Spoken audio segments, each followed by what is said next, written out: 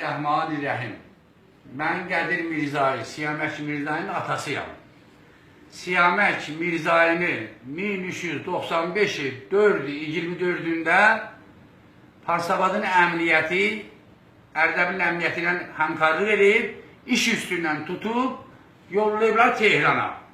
Tehranda Bazdaşqaq 209'da 4 ay orada infiradıda bunu saxlayıblar.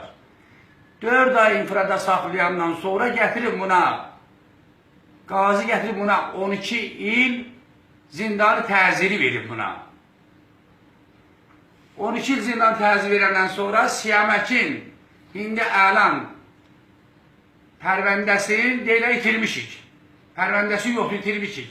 Ona xatirdə Siyamək əlan 12 gündür ehtisabı qəzadadır, əlan vəziyyəti çox.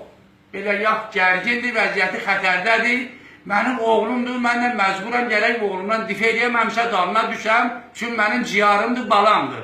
Və idamə verəcəm bundan üstülə gələk əlləşəm.